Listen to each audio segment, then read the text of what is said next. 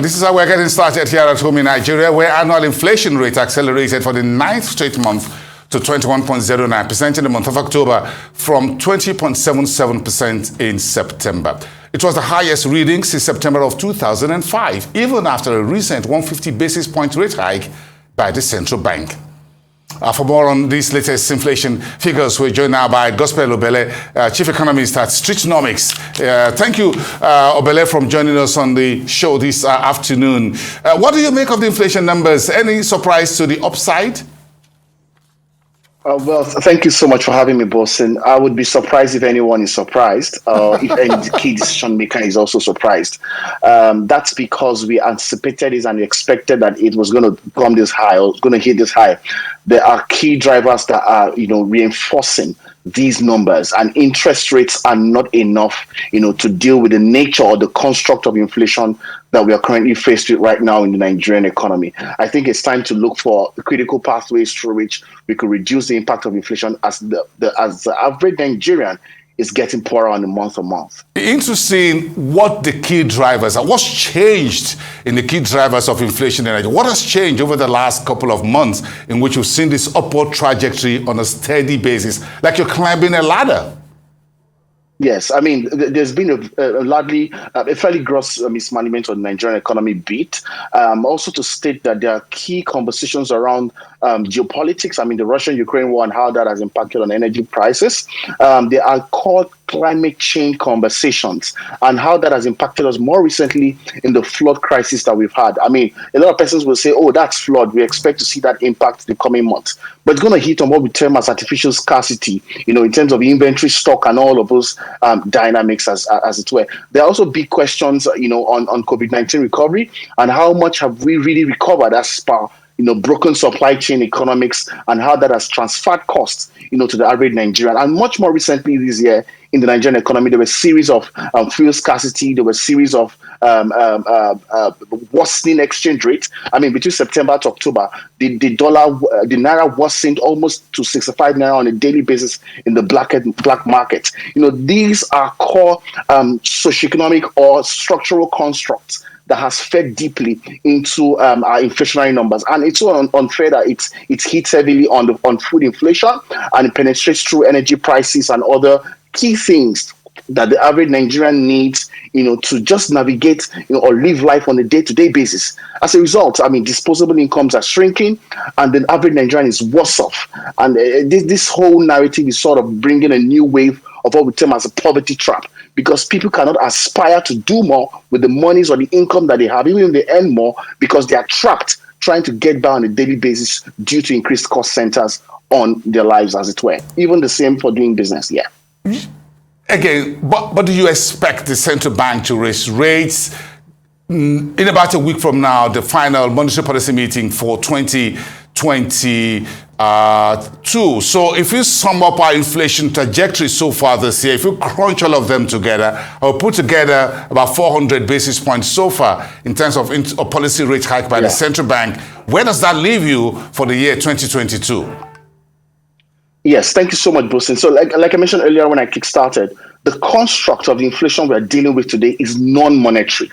So using monetary instruments, which is a conventional economic tool to deal with inflation, with the kind of inflation we live in right now, or we live with right now, is not sufficient. It's necessary rather, but it's not sufficient in terms of finding a solution to dealing with this. So even if the central bank raises interest rate, it still may not do justice. Do not forget that the recent flood crisis would also impact heavily on inflation going forward, knowing fully well that Christmas is around the corner and then elections are going to take the bulk of Q1.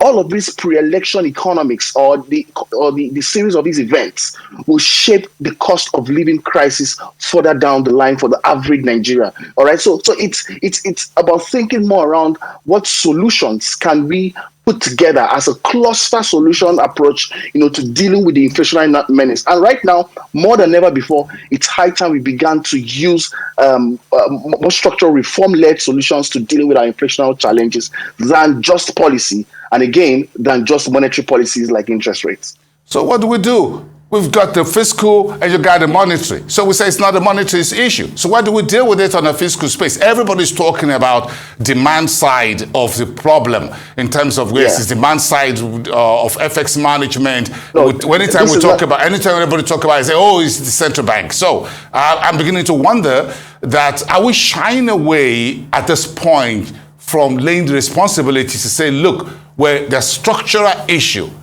that goes to the heart of an economy that is not productive. The youths are not productive to a large extent. There's a whole massive export of brain drain. And then we're not generating enough tax, despite the fact that level of taxes are going up. There's so much leakages within the tax system, in the oil industry. So how do we resolve that issue? So we shift to the supply side stuff, FX management. Is that the solution?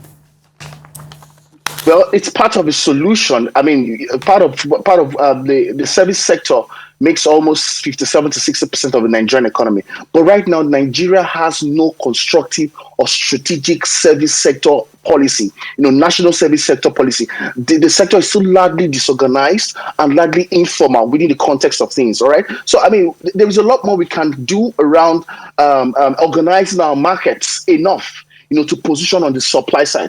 But then again, to say that, I mean, this whole supply-demand conversation is here to stay until, like you mentioned, the structural issues are dealt with. And do not forget, we're also reaping the effects of a long history of fiscal indiscipline. So you need both the legs of the fiscal and the monetary bit to step into this conversation and rethink outside the box in terms of what cluster of solutions are required to unlock human capital productivity. Until you can unlock human capital productivity and position a critical mass of your people, to ensure that they play in the wider market of things within the regional bloc and within the global bloc, we may not really be able to position Nigerians for prosperity. And let's not forget that whatever happens globally or regionally, Nigeria is still a very vulnerable economy. So to a very large extent, this impact will hit us hard and it will stretch for a longer period of time. However, we can do more around positioning our people to be much more productive through education, healthcare, and also the services sector.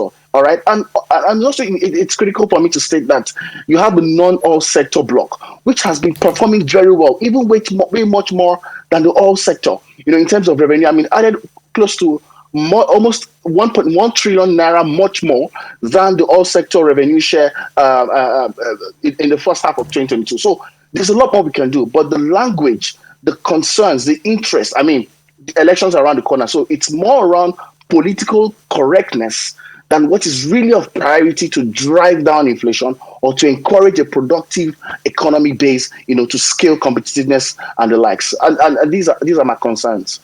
How worse can it get with the latest Fitch rating cutting Nigeria further into junk territory that right now we cannot even as a country approach the global market to raise a Eurobond?